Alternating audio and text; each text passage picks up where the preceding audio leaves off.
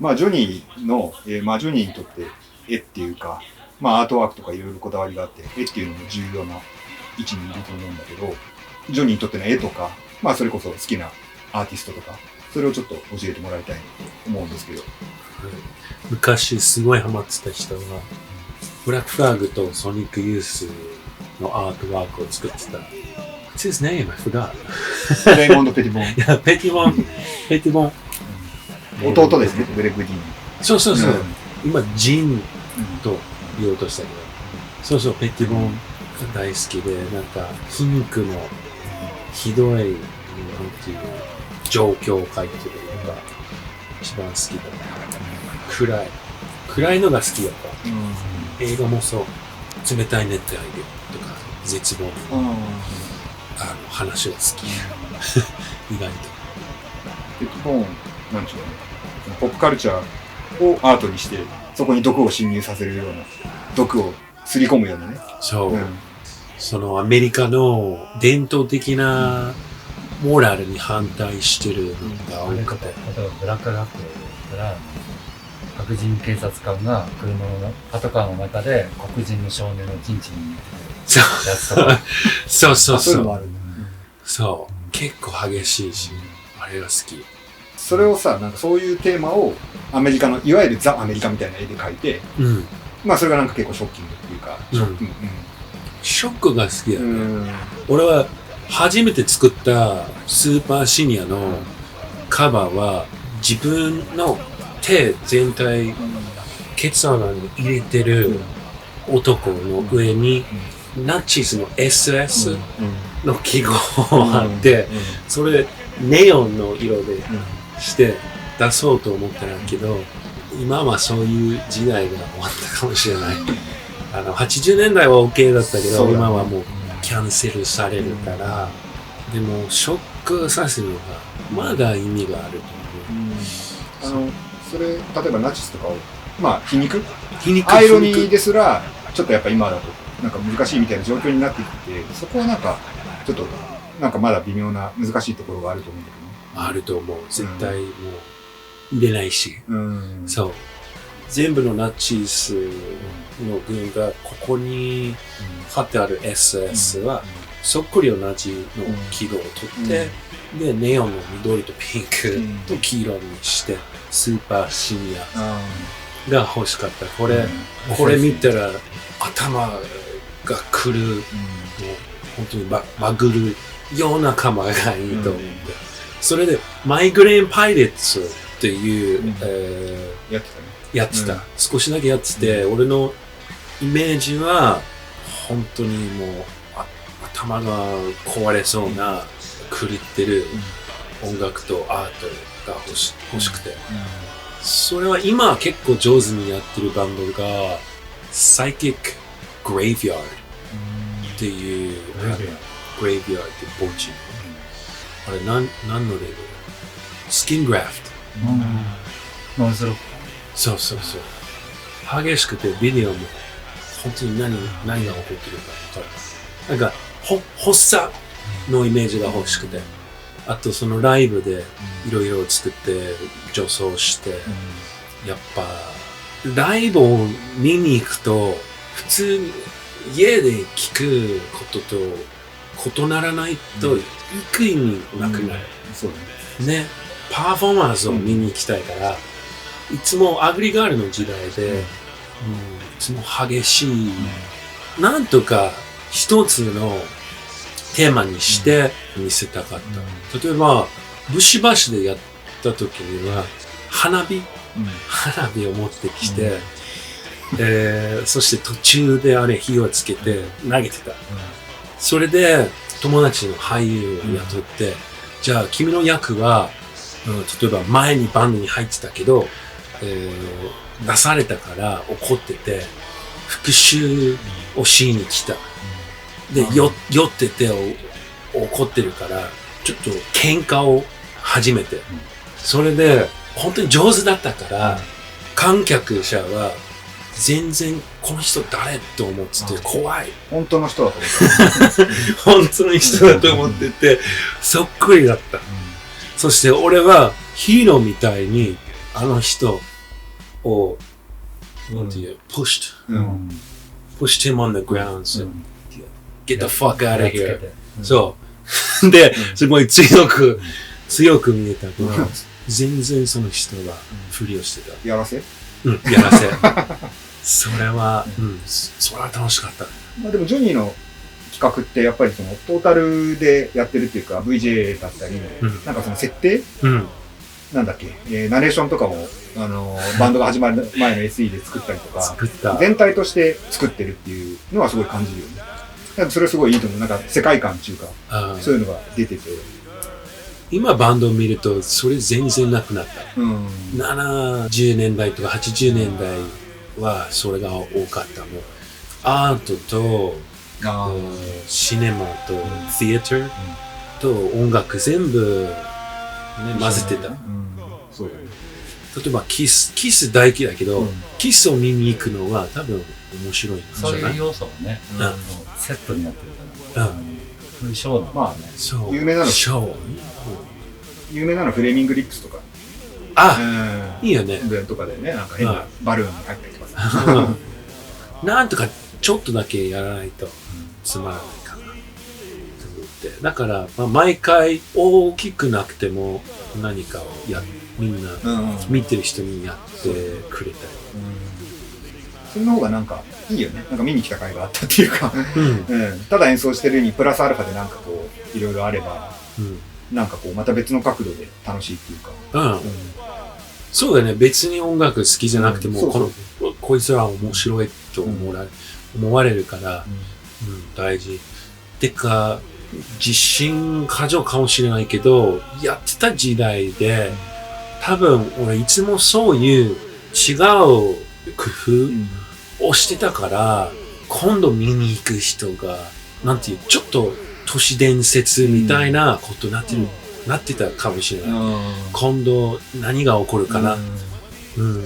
他のライブで、俺らがフィッシュのソーセージを投げてたとか、今考えたらかわいそうけど、チリペッパーズみたいな、ちょっと年取ってた日本人たちがやってて、でその人はメガネつけてて、すごいこう、ロックンロールみたいな動きしたら、そのメガネが落ちて、足を引っ張って、潰すと思ったら、ただこう、パンチって、うまいそう。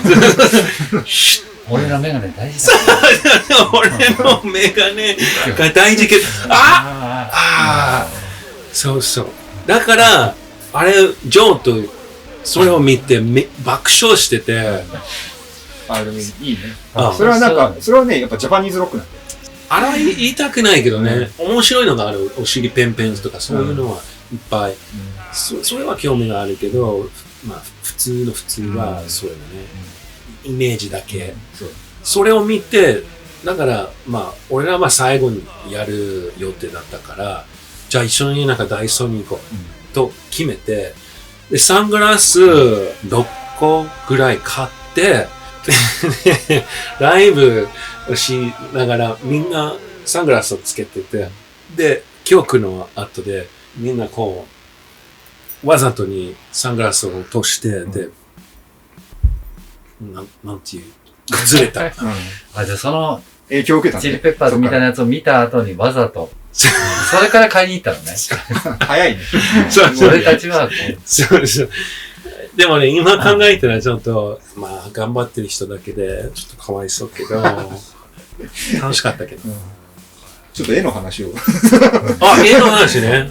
ちょっとでも、ペティボーンさ、みんな結構好きな人、僕も好きなんだけど、結構気になるところがあって、アメリカ人のジョニーからして、そのアメリカ人的な感覚ですごくわかる部分とか、こういう意味があるなみたいな、ちょっと多分文脈っていうか、日本人とはまた見方が違うと思うんだけど、ペティボンのどういうところ、ジョニーから見て、アメリカ人っていうアイデンティティで見て、どういう風なインスピレーションだったり、感想が出るのかっていうのをちょっと教えてほしいんだけど。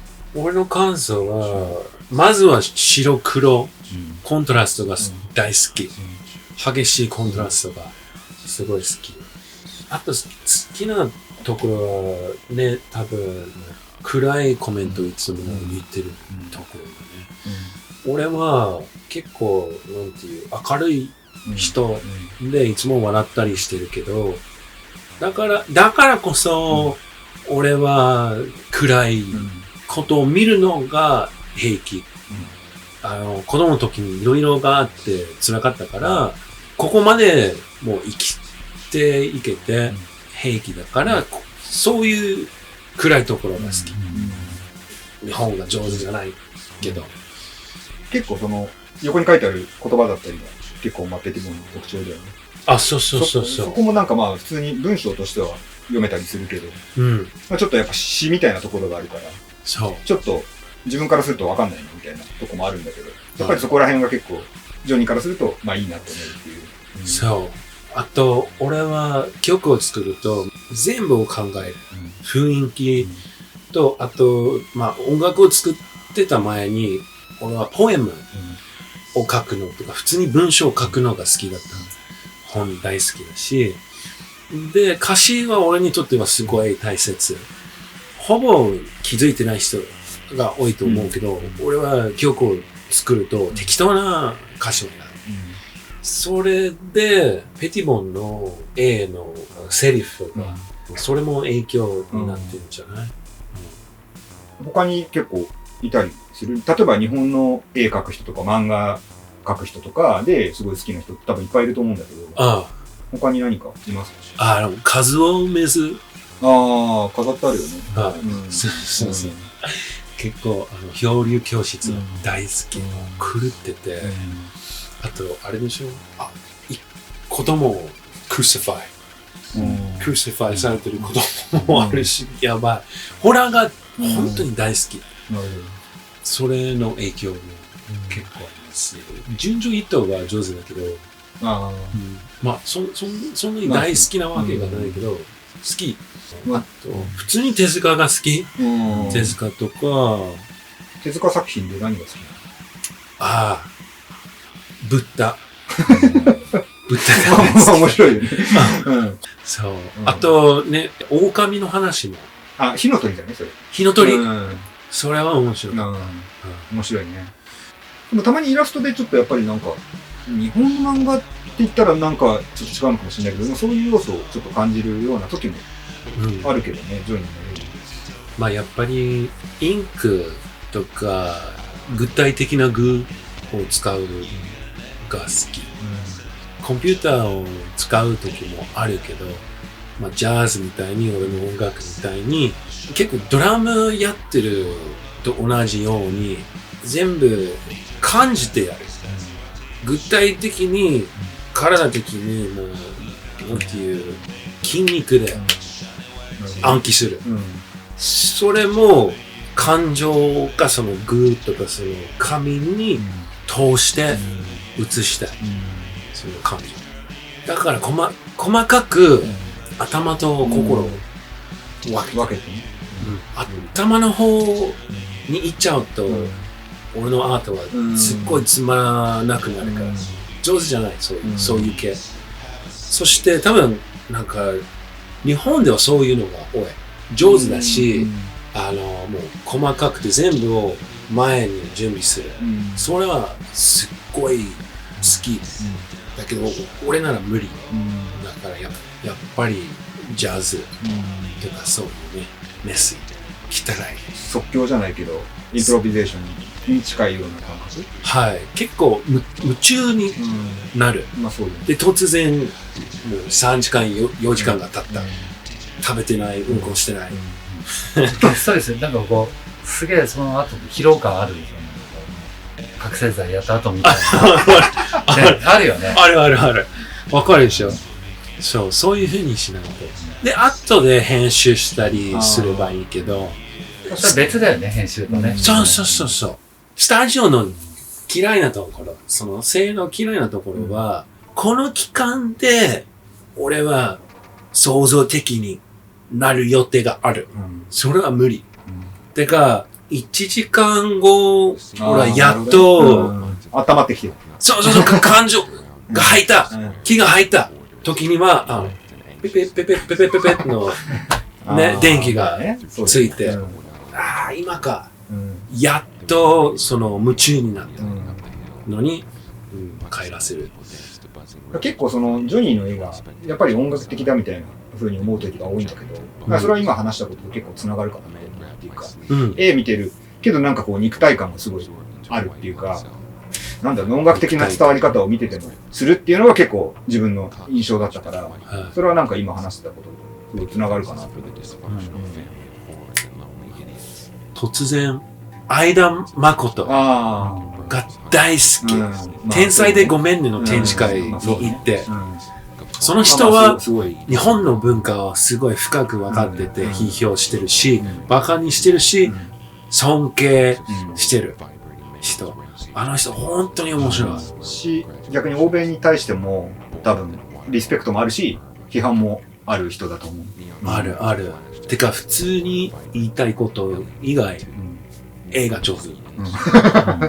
そういう人が最高だね。本当に笑ってた、その展示会。いや、そういうのがいい。笑わせる。いや、神様、俺もどうしよう。ロスコ知ってますか？マーク・ロスコ？はい。俺はなんか前にこの人ふざけんなと思って、四角を作って何これと思ったら、成田にある、千葉でしょ？あるね、美術館ね。あるある。そこに行って、ロスコの絵がある。で、その絵はもう壁ぐらいのサイズで、あの人は実際に自殺した。自殺したね。で、その部屋に入ったら、俺の期待が、なんていう、逆さまになった。あれは本当に暗かった。怖かった。絵に、なんていう、惹かれる。魂が惹かれそうだ。それは、ね、やっぱ、感情とか色とか、それを見て、俺の考え方が変わった。確かにそうかね。ロスコってそういうちょっと言葉を超えたような感じの絵っていうか、瞑想する絵画とかなんかそんな風にも言われたりするけど、怖いんだね。これちゃんと見たことないけど。そう。実際に見ると全然違う。そう。ちょっとそういう人は偉そうに見えると思ったけど、やっぱりそうだった。すごかった。魔力じゃないけど、引力を感じたっていうかね。そう。他にそういう経験したような絵とか、まあ普通に今の人でもいいし、いわゆる巨匠みたいな人でもいいけど。マグリットも。マグリットの不思議さが、小さくても、すごい雰囲気を出してる。その絵の枠以上、その雰囲気が出てる。本当に部屋が静かになって、他の世界に生かされる。結構そういうのも好き。でもユーモアのある絵も好き。さっきに話した鏡犬という人はうんこのアートが多くてとか、よく描いてるアートをバカにしてるアートを作ってる。それも好き。僕はね、音楽もね、好きな音楽もからしてもそうだよね。そうだよね。あと好きだけど、まあちょっとファップみたいなね。そうだよね。感覚もやっぱあるっていうか。そう。真面目すぎると、ね、ふざける。これですか？そう。ありがとうございます。